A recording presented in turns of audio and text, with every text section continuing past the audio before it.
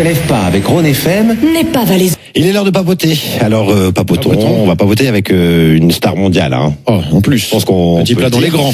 Souvent à Ibiza, souvent à gauche, à droite, souvent en voyage dans le monde entier. Une star mondiale à qui on doit notamment ce titre-là. Ou bien pas. Il a fait un titre comme ça. Ouais, comme ça, ouais. Ouais, il a fait un titre sans bruit. Ah.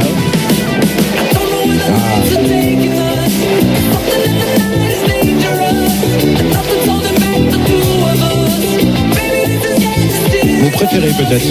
C'est vrai? Ouais, Dangerous, j'aime bien. Ouais. Il doit faire aussi bien.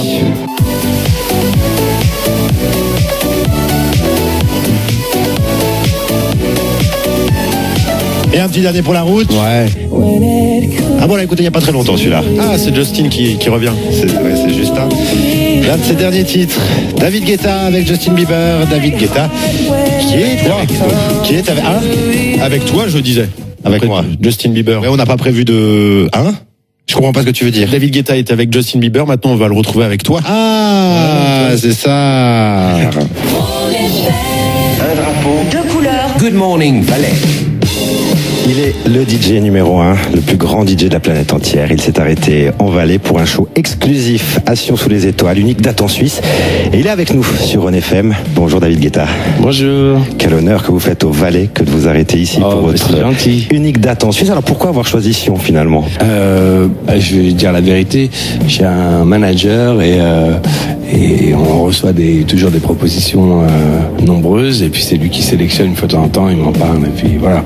Mais je trouve que la programmation du festival est super, donc je suis ravi d'être là. Un set que vous adaptez pour les festivals par rapport aux boîtes de nuit. Vous vous adaptez aux gens peut-être? Effectivement, c'est très différent de jouer en club et jouer en festival parce que peut-être qu'en festival j'ai joué beaucoup de mes titres et qu'en club il y a une clientèle d'habitués, peut-être qu'ils peuvent venir par exemple à Ibiza presque toutes les semaines, donc je joue moins peut-être de David Guetta et plus de titres nouveaux. J'ai besoin de renouveler mon set en permanence, alors que quand je fais un concert comme ça, les gens attendent quand même beaucoup de ma propre musique. Voilà. Vous vivez une vie à 1000 à l'heure et ça fait plusieurs années que ça dure. Aujourd'hui à Sion, demain à Ibiza, les jours suivants en Roumanie, en Allemagne, en Belgique.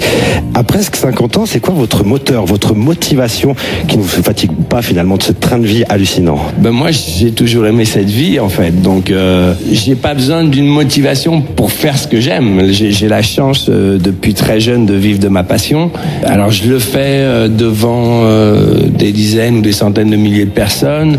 Je l'ai fait devant juste des centaines de personnes quand j'étais plus jeune et si un jour j'ai moins de succès, je le ferai devant moins de personnes, mais ça arrivera jamais. Peut-être, c'est possible. Mais ce que je veux dire, c'est que quand on fait quelque chose qu'on aime, c'est pas comme du travail, quoi. Voilà, en fait, c'est ça la chance que j'ai. Alors vos tubes, on les compte plus. Hein. On pense directement à I Got a Feeling avec les Black Eyed Peas. On pense à toutes les autres chansons avec Rihanna, avec Justin Bieber récemment pour le titre To You, avec Bruno Mars encore plus récemment pour le titre Versace on the Floor, avec Sia bien sûr, pour n'en citer que quelques-uns. Avec toute cette liste d'artistes, est-ce que c'est encore possible d'avoir des rêves de collaboration? Alors justement, des rêves de collaboration, ça peut être, c'est pas forcément avec des gens super connus, c'est juste de trouver des gens qui ont beaucoup de talent. Et par exemple quand j'ai travaillé avec Sia la première fois, elle n'était pas très connue. C'est ça, donc c'est vous qui avez lancé sa carrière en fait. Moi je veux pas dire ça parce qu'elle a énormément de talent, mais disons que Titanium a beaucoup changé ma vie et la sienne aussi, je pense, oui. Donc ça peut être aussi effectivement très excitant de travailler avec Justin Bieber et Bruno Mars comme en ce moment, et ça peut être aussi très excitant de découvrir quelqu'un de nouveau. Ce qui me pousse à travailler avec des artistes connus, c'est pas qu'ils soient connus, c'est qu'ils ont du talent. Ouais, c'est ça. Ouais. Donc s'il y a des gens inconnus qui ont autant de talent, je suis ravi de travailler avec eux. Vous repérez facilement le talent des artistes? C'est assez facile, parce que quand on est en studio, c'est difficile de bluffer en fait. Vous avez clairement fait connaître le métier, le DJ en tout cas, David Guetta. C'est quoi les conseils que vous donnez aux jeunes qui ont envie de se lancer aujourd'hui? Alors c'est difficile parce que entre quand moi j'ai commencé et maintenant la situation a beaucoup changé. Alors j'y ai participé parce que je me suis beaucoup battu pour que les DJ, les producteurs de musique aient plus de reconnaissance. Seulement maintenant, il y a une concurrence qui est énorme, qui n'existait pas quand moi j'ai commencé.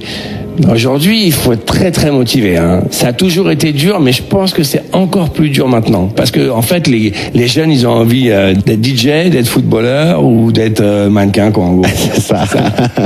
Vous êtes un peu la locomotive, ou plutôt l'exemple de jeunes DJ. Je pense notamment à Kungs. Vous pensez quoi du talent de ces jeunes gens qui se lancent? Bon, moi j'adore. Moi, chaque fois qu'il y a des nouveaux, ça me fait plaisir. Et en plus, Kungs, c'est un garçon qui est hyper sympa, très positif, qui est humble et qui a du talent. Et son premier morceau là, c'était extraordinaire et c'était en plus assez spectaculaire parce que moi je passe la moitié de l'année aux États-Unis et c'est pas souvent qu'il y a des artistes français qui arrivent à passer à la radio là-bas. Donc je l'avais appelé pour le féliciter. C'était impressionnant. David Guetta avec nous sur On FM. David Guetta, vous restez encore quelques petites minutes. On a 2-3 petites questions encore à vous poser. À tout de suite. Oh, et s'il y en a un qui part pas encore et qui reste encore un petit peu avec nous sur On FM, c'est David Guetta. On retrouve maintenant. Écoutez Valaisan, écoutez. Good morning, Valais. David Guetta, le plus célèbre des DJ au monde, nous fait l'honneur d'une visite sur On FM dans le cadre de son show unique à Sion sous les étoiles. David Guetta, donc on passe encore un peu de temps avec vous. Vous allez maintenant répondre à des questions un peu plus du tac au tac, sans trop réfléchir, si vous êtes d'accord. Si vous n'aviez pas réussi à percer dans le monde du DJing, vous feriez quoi aujourd'hui? Peut-être chômeur. C'est un métier d'avenir, ça. La plus grande fierté de votre carrière, c'est quoi? C'est d'avoir contribué à ce que ce mouvement musical devienne aussi important que le rock ou le hip-hop. Votre plus grand regret? J'ai pas trop de regrets en fait. C'est mieux de pas en avoir. Non, dit, hein. j'ai pas vraiment de regrets. Le titre que vous aimeriez effacer de votre discographie? Je vais pas le dire. Ah, donc il y en a. Ah non, il y a surtout des vidéos en fait. Ah ouais. Toutes mes premières vidéos, chaque fois que je tombe là-dessus sur YouTube, je dis mais c'est pas possible, c'est pas possible. Le plus beau compliment qu'on puisse vous faire sur votre musique? Ben en fait, alors ça paraît un peu fleur bleue, mais ça m'est arrivé souvent qu'on me dise je suis tombé amoureux pour la première fois sur ta musique, je me suis marié sur ta musique, j'ai rencontré la femme de ma vie sur ta musique, voilà, ça me touche toujours beaucoup en fait. Et les critiques négatives, vous les prenez comment? On s'habitue, hein, je pense que ça vient avec le succès. J'en ai moins, d'ailleurs j'ai eu une période où j'en ai eu beaucoup. Et chaque fois qu'on essaye de faire quelque chose qui est un petit peu différent, en fait, on est très critiqué. C'est-à-dire les choses pour lesquelles j'étais très critiqué sont aujourd'hui devenues complètement standards dans la musique. C'est assez amusant de voir que finalement, d'abord ça n'a pas d'importance. Et puis ensuite, les gens aiment bien quand c'est toujours pareil en fait. Et donc dès qu'on sort un peu d'une boîte, et c'est pas forcément une boîte du format radio, parce qu'il y a la même chose dans la musique alternative, il y a la même chose dans la musique underground, dans la dance music, dans la pop, dans toutes les familles musicales. Chaque fois que quelqu'un essaye de mélanger des genres, de sortir un peu du format, ça dérange un peu, donc bon, j'y prête pas plus attention que ça maintenant. Et puis finalement, David Guetta, la collaboration artistique la plus improbable de votre carrière?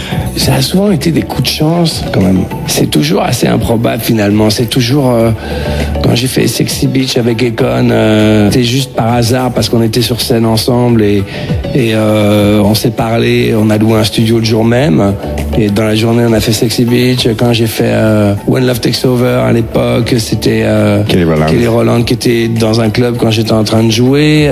Sia, on travaillait, on pensait même pas, elle voulait même plus être artiste. Et moi, je produisais un titre pour une autre artiste, on a écrit ensemble. Et puis finalement, j'ai tellement adoré sa voix, je lui dis, je t'en supplie, reste sur le disque. Il y a personne qui va chanter cette chanson comme toi.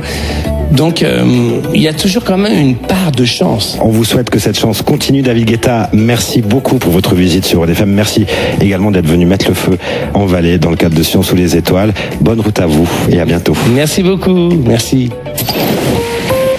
Bonne matinée.